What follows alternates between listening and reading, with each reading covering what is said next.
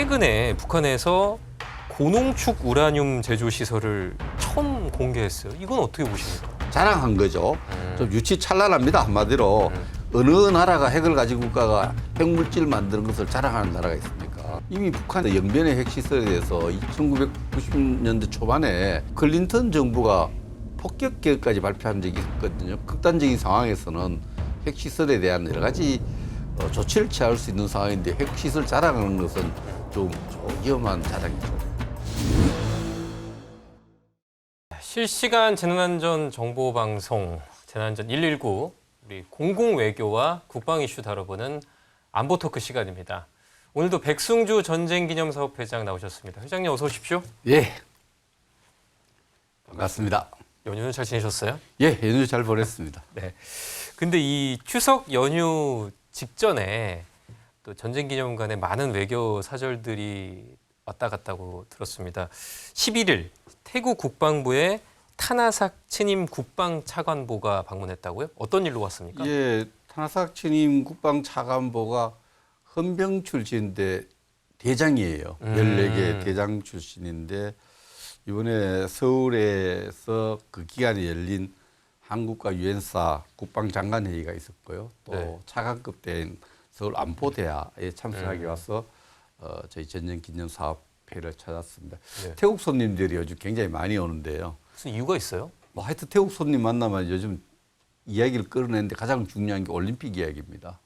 그 태권도 올림픽, 태권도 종목에서 올림픽에서 이제 태국이 금메달 땄거든요. 아, 그랬군요. 그 왕파 타나카시라는 선수가 2연패를 했어요. 40kg급 여성에서 축하한다 그러면 태국의 그 장군이 항상 아이 좋은 한국 사범 때문입니다 이렇게 얘기해. 최영석 사범 얘기를 네. 하면서 입이 이렇게 만면에 어떤 기쁜 표정을 짓고 있는데 어쨌든 태국의 그 장군들이 굉장히 태국에서는 군이 위상이 네.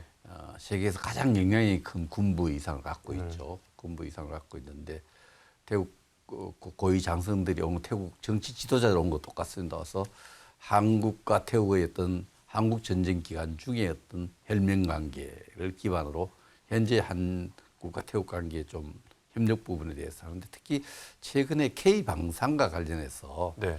한국의 여러 가지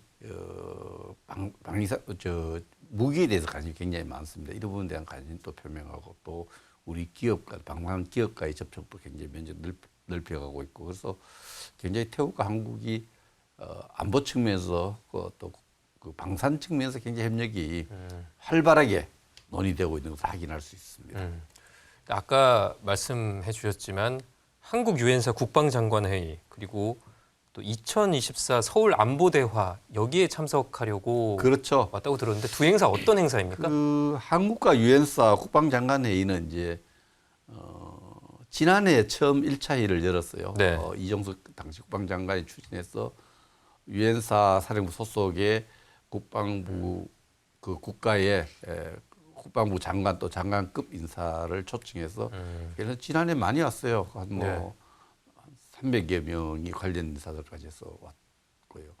그리고 이제 차관급 굉장히 그 고위급 안보대화가 국방부 차관이 주관을 하고 우리 총리가 격려사를 하는 그런 서울 안보대화가 있는데 사실 제가 차관 시절에 11년 전에 제가 만들었던 안보대화체인데 글로벌 차원에서 굉장히 유명한 안보 포럼으로 자리 잡았습니다. 여기서 이 대장이니까 태국의 대장급 인사가 와서 이 두 개 행사에 다 참석한 것으로 알고 있고 참석하다 보니까 한국이라든지 참석 국가들과의 양자회담, 다자회담을 통해서 태국의 군사 외교를 활발히 전개한 것으로 알고 있습니다.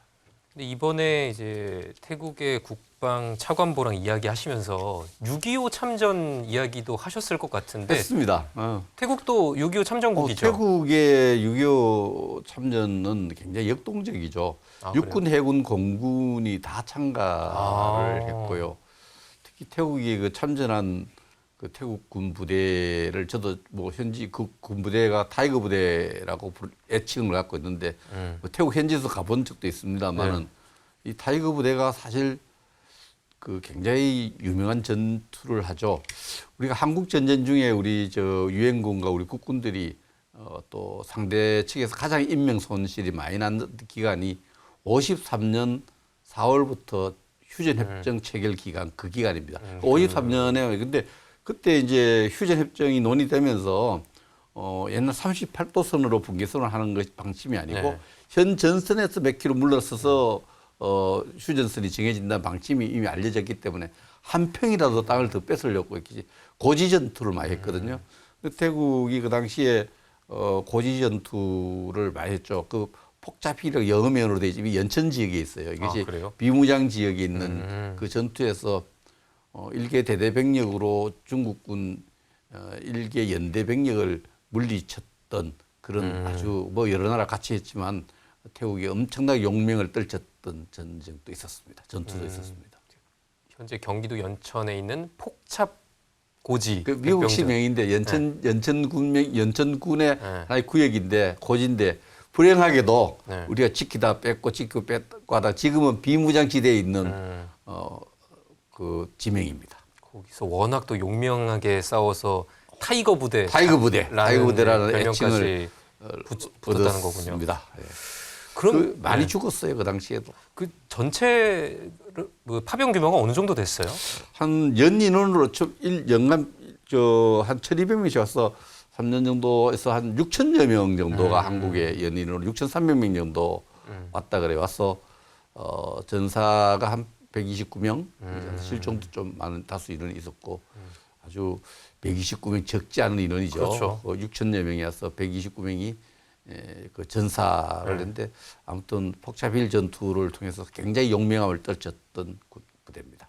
그럼 지금 전쟁기념관에도 이 태국 참전 용사들이 당시 지녔던 유물들도 전시가 돼 있습니까? 예, 그 당연히 이제 그 전쟁 기념관에는 11개의 상설 전시관인데 그 중에서 유엔 전시실이 있는데 유엔 전시실에는 참전 국가들의 전시관이 이렇게 주어져 있어서 거기에 참전 국가의 그 참전 때 사용했던 전투복도 있고 또 여러 가지 상징물들 또 그분들이 우리한테 넘겨준 유물들 이런 부분들이 잘 전시되어 있어 태국도 잘 전시되어 있습니다. 이번에 온 국방차관보도 한번 둘러봤겠어요? 예, 그렇습니다. 오면은 당연히 또 전쟁기념 안에 평화의 광장이 있거든요. 피스 플라자라는 평화의 광장인데 그 광장에는 참전 국가가 대한민국에 도착한 순서대로 그 나라 국기를 이렇게 꽂아놨고 그 국기 앞에는 헌화할 수 있는 헌화대가 설치되어 있는 추모 시설이 있습니다. 당연히 외국의 지도자들이 오면은 우방국의 지도자들 오면 거기 헌화도 하고 또 유엔 참전실에 있는 자국의 상설 전시실도 둘러보고 저하고 차도 마시고 덕담도 주고받고 하는데 태국에 온 장관이 좀 여유가 있었던 것 같아요. 대화를 좀 꽤 길게 했는데 제가 이제 기념 모자를 하나 드리면서 이 매직 모자다. 매직 모자. 10년은 젊어 보이는 모자다 했더니 지금 저 화면에 나오고 있는 한참 생각하더니 저보고 모자. 태국 모자를 하나 주면서 제가 쓰고 있는 모자 태국 모자잖아요. 아 이거 골프 좋아하시는지 모르지만 자기가 준 모자를 쓰고 가면 열타를 줄일 수 있다고 이렇게 조크를 주고 받았는데 한동안 아주 우호적인 분위기에서 상당한 대화를 많이 나눴고 특히 제가 많은 부탁을 드린 것이 한국 방산 최고다. 방산에 대해서 좀 한국과 협력하면 서로 윈윈할 수 있다 이런 얘기를 많이 나눴습니다. 태국이 그 우리 훈련기도 수입하지 않았나요? 그렇습니다. 훈련기를 수입해 갔죠. 그리고 참 우리가 6.25 때 우리가 제대로 된 전투함 군함이 없었는데 태국은 그 당시에 미니 항공모함을 운영하고 있었고 그 당시에 프리기트함을 몇 척 보내갖고 당시 항공모함을 후방 수송을 담당할 정도로 태국이 75년 전에는 한국과는 우리 정부와는 비교할 수 없는 현대화된 장비를 무장한 군대였습니다. 그러나 지금은 우리한테 배도 군함도 수주해가고 또 공군 훈련기도 갖고 가고 또 다른 여러 가지 방산 장비도 이렇게 우리가 협력을 해가는 그런 상황이 우리가 K방산이 참 갈목상대할 만큼 성장했죠. 그렇죠. 우리만 그걸 잘 모르는 것 같아요. 외국의 지도자 잘 많이 아는데. 알려졌습니다. 다음 얘기로 넘어가 보면 11일에는 태국 국방차관부가 왔고 그 다음 날 12일에는 아프리카 케냐 국방장관이 방문을 했어요. 어떤 일로 왔어요? 케냐가 인구수로 보면 우리하고 비슷해요. 5,200만 정도. 그렇군요. 국토 면적을 치고 우리 한 엄청 6배 크잖아요. 정도, 네. 대한민국 6배 정도 큰 나라인데 40대 초에 40대에 여성 얘기를 나이를 이야기하면 정확하게 이야기하면 안 되지만 40 초에 국방장관 여성 장관이 찾아왔습니다. 지금 화면에 나오고 찾아와서, 있습니다만 굉장히 젊어 보이네요. 예, 40대 장관이십니다. 그래서 상당히 그 태국 안보와 관련해서 우리 국민들이 잘 모르는 고민들도 얘기하고 협력을 좀 부탁을 했어요. 네. 그 태국의 케냐는 오바마 대통령 아버지가 공무원을 근무했던 나라예요. 그래서 네. 케냐가 위로 국경 지역이 위로 보면은 소말리아가 있고요. 저 서쪽으로 보면은 북쪽에 보면은 에티오피아가 있고 네. 남쪽으로는 탄자니아가 있고 또 남수단, 수단 이렇게 있는데 가장 안보에 불안감을 주는 건 소말리아라 그래요. 홍해 지역에 이렇게 해적들. 그렇습니다. 네. 해상 안전을 굉장히 위협해요. 네. 케냐는 항구에 있어서 그 네. 케냐로 수송하는 여러 가지 물동량이 많은데 그 소말리아의 그 여러 가지 안보 불안 상황이 거기에 영향을 줘서 제가 이야기를 나누기는 해안의 어떤 모니터링 시스템이라든지 또 해안 경비정 이런 분야에 대한 관심이 굉장히 많았고 또 전쟁 기념관을 한번 둘러보고는 전쟁 기념관을 한번 자기들도 만들려고 하고 있다. 자기들도 그 50년대 초에 영국과 치열한 전쟁을 통해서 독립을 쟁취한 나라거든요. 그래서 그런 과정에서 그 역사적인 것을 전시할 수 있는 상설 전시관을 좀 만들고 싶은데 저희들하고 좀 도와줬으면 좋겠다 이렇게 얘기를 나눴습니다. 그래서 제가 뭐 코이카하고 협력하면 도와줄 수 있는 부분이 있을 거다 이렇게 이야기를 했어요. 그런 걸 또 마중물로 해서 또 방산 분야 협력도 이어지면 좋으니까 아까 이제 소말리아 해역이 불안하니까 케냐 입장에서는 우리 뭐 군함 건조라든지 그렇습니다. 이런 거에 관심이 또 있을 것 같아요. 우선적으로는 이 해상 모니터링 시스템이 좀 필요한 것 같아요. 그리고 해상 이제 지켜보는 장비. 그거 조금 국가 자원이 국방비가 확보되면은 그 소형 경비함 이런 군함 이런 것이 필요할 거. 그런 부분에서는 군함은 오늘 그 미국의 그 고위 인사도 이야기했죠. 부장관 또 미국보다 군함을 잘 만든 나라 한국 군함을 격찬을 했는데 네. 군함은 정말 지금 세계 최고입니다. 그렇죠. 네, 그래서 MRO 사업도 미국 군함 수리해도 할 정도니까 이런 부분이 신뢰가 구축되고 양쪽에 어떤 경제적인 어떤 타산이 맞으면은 뭐 K 방산이 수출할 수 있는 기지가 될 수 있고 아프리카에서 굉장히 큰 나라예요. 에티오피아가 1억 2천, 케냐가 지금 5,200만 또 나이지리아의 빅 컨트리들이죠. 이런 나라들과 일단 경제적 이익보다는 우리가 같이 아프리카와 함께 윈윈하는 그런 국가 전략, 같이 성장하는 그런 국가 전략 추가하면은 우리 경제에도 큰 도움이 되겠죠. 네. 우리가 케냐와도 좀 해상 안보 분야에서 또 협력할 부분들이 앞으로도 있을 것 같습니다. 많습니다. 네. 그러면 짧게 좀 북한 이야기도 나눠보려고 하는데 이 최근에 북한에서 고농축 우라늄 제조 시설을 처음 공개했어요. 이건 어떻게 보십니까? 처음은 아니고요. 처음은 아니에요? 2010년인가에 해커라는 미국 박사를 불러서 그 개인에게 전문가에게 한 2,500개 정도의 원심 분리기를 보여준 적이 있어요. 우리 이렇게 원심 분리기에서 핵 농축을 한다. 이 원심 분리기가 이제 아주 저농축의 우라늄을 90% 이상의 핵무기를 만들 수 있는 고농축으로 할 수 있는 건데 2,500개를 가지고 이렇게 1년 내도록 운영을 하면은 네. 핵무기 하나 만들 수 있는 농축 우라늄을 만들 수 있는 이번에 한 10,000개 정도의 원심 분리기를 보여줬다 그래요. 그러면 이걸 다 1년 내도록 가동하면은 한 4개 정도의 그 핵무기를 만들 수 있는 1년에 4개요? 예. 그런 분리가 할 수 있다. 근데 또 이번 지역 이 강선 지역으로 우리가 추정됩니다만 다른 지역에도 시설이 있다고 본다면은 우리는 핵무기를 많이 만들 수 있는 능력을 갖고 있고 핵무기를 그걸 자랑한 거죠. 좀 유치찬란합니다 한마디로. 어느 나라가 핵을 가지고 국가가 핵물질 만드는 것을 자랑하는 나라가 있습니까? 아마 우리가 비핵화 이제 더 이상 이야기하지 마라. 우리 핵 강대국 길로 가고 있다. 미국 대선 끝나면 핵을 가지고 미국과 핵 군축 회담 하겠다. 이런 건데 위험하고도 아주 유치한 자랑, 핵무기 자랑, 핵시설 자랑이라 볼 수 있습니다. 우리가 흔히 그 듣고 알았던 핵 시설은 그 영변에 있는 그 핵시설이었잖아요. 근데 이번에 있는 핵시설은 아니죠. 영변 핵시설 이외에 여러 곳에서 이렇게 농축우라늄을 가동하고 있고 핵시설을 가동하고 있다. 이 부분을 이번 시설 이 부분을 사실 하노이 회담에서 네. 트럼프가 김정은에게 지적한 거예요. 너 핵 폐기하려고 해놓고 다른 낯선 나라가- 지에서 핵 네. 이런 자료를 내놓고 이렇게 핵 농축하고 있지 않느냐 이렇게 말이 많겠던 그 하노이 회담 결렬로 가는 건데 우리 정보기관 또 미국의 정보기관이 많이 파악하고 있었던 시설들입니다. 그렇다면 이번에 공개한 곳은 아까 평양 남쪽에 있는 강선 지역에 있는 그렇습니다. 시설이라는 건데 그걸 우리 정보기관 추정을 하기로 이제 강선 지역이라고 하는데 북한도 사실 좀 겁이 없어요. 왜냐하니까 이미 북한이 핵시설에 대해서 영변의 핵시설에 대해서 1990년대 초반에 클린턴 정부가 폭격 계획까지 발표한 적이 있거든요. 그 사실을 옛날 클린턴 미 국무장관 부인이죠.